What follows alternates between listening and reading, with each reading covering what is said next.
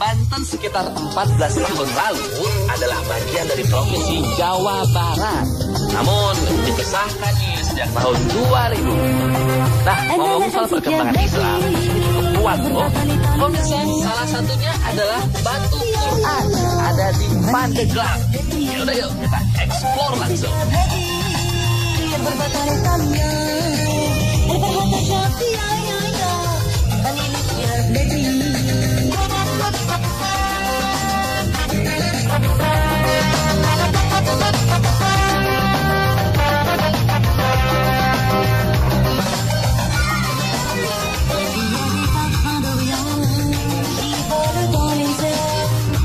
Pemirsa, ini sebuah pengalaman yang tidak biasa sekali.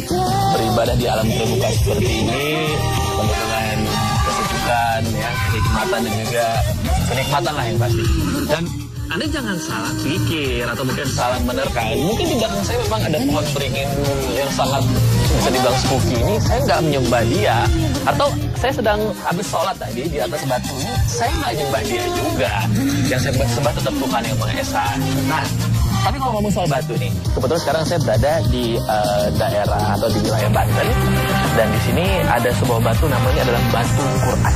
Batu ini punya magnet yang sangat besar sekali, membawa orang bahkan dari luar kota seluruh Indonesia datang ke sini dan dipercaya bisa menyembuhkan segala penyakit dan juga bisa mengabulkan segala permintaan. Ada ritual khusus yang dilakukan di wilayah sini Banten. Pertanyaan saya, namanya Batu Quran. Tapi kok itu membuat orang seperti percaya bahwa batu bisa mengabulkan dan menyembuhkan penyakit ya? Bukannya itu seperti zaman jahiliyah, arti dari kata kemusyrikan. Maka dari itu, sekarang saya pengen ketemu dengan orang yang berkaitan dengan Batu Quran ini, dan saya harus berangkat sekarang. Ikuti saya.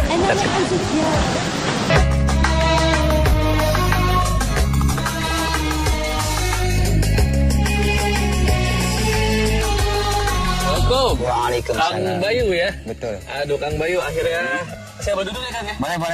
Silakan. Nggak, silakan. Kang, terima kasih sudah menerima on the spot di Sama-sama. sini. Dan ini sebuah daerah atau lingkungan yang luar biasa sekali. Iya. Dan kami tertarik dengan Batu Quran. Batu Quran ya. Apa hubungannya dengan Al-Qurannya sendiri, Kang? Jadi pada tahun 1651 Masehi, sesudah Sultan Banten yang ke-7, yaitu Syekh Sultan Maulana Mansuruddin ya, usai melaksanakan ibadah haji di tanah suci Mekah. Jadi dengan karomahnya beliau pulang dari Mekah ke Banten, tenggelam lewat sumur Zam-Zam Mekah, menerobos jalan dasar bumi, muncul pertama itu di puncak Gunung Karang atau di atas Gunung Karang yang disebut Sumur 7. Dari Sumur 7 beliau tenggelam lagi, menerobos jalan dasar bumi, muncul terakhir di lokasi ini. Tepatnya munculnya dalam gedung itu ya, persis di dalam gedung itu ya. Jadi begitu beliau muncul, nah bekas muncul itu ada air, keluar air. Nah karena besarnya itu air sehingga pecah mata air baru di sini. Ya, di sini pecah mata air baru di sini ya. Maka oleh beliau mata airnya ditutup dengan menggunakan benda atau batu yang ada di sekitar lokasi ini. Bukannya kecil, bukannya surut, maka bertambah meluapnya.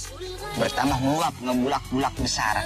Maka beliau munajat atau sholat hajat di atas batu, memohon petunjuk kepada Allah. Ada pertolongan, ada petunjuk dari Allah bahwa oleh-oleh dari Mekah itu Al-Quran. Disuruh ditutup ke lubang mata air tersebut. Kabarnya air Batu Quran ini tidak pernah kering sejak abad 15.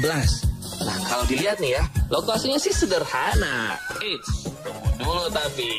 Konon jika liburan panjang, orang-orang berdatangan ke pemandian ini hingga antri.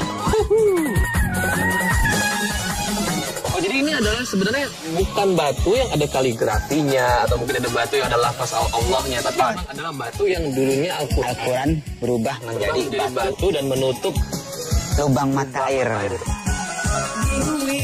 Nah, menurut cerita masyarakat di sini, air kolam pemandian yang dalamnya cuma 1 meter nggak bisa kering sekalipun musim kemarau berlangsung panjang. Dan bahkan nih, usaha pengeringan kolam pernah dilakukan sebelumnya. Usaha ini dilakukan untuk meneliti keberadaan batu Quran tersebut. Anehnya ya, air kolam gak pernah mau kering pemirsa, walaupun disedot pipa air bertekanan ratusan kubik per jam. Nah, kalau pemirsa ingin melihat tulisan Al-Quran di batu tersebut, sepertinya pemirsa nggak akan bisa menemukannya. Karena katanya nih, tulisan ini hanya bisa dilihat dengan mata batin. Dan itu pun harus melakukan beberapa proses ritual terlebih dahulu. Misalkan dengan berpuasa, sholat, zikir, dan memanjatkan doa kepada Allah Subhanahu wa Ta'ala. Soalnya nih, hanya dengan izin Allah lah seseorang bisa melihatnya.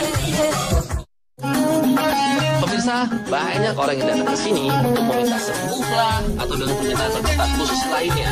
Tapi, jangan salah tangkap dulu. Karena itu semua bukan berarti kita meminta kepada batu atau air, tetapi tetap meminta kepada Allah Subhanahu wa Ta'ala.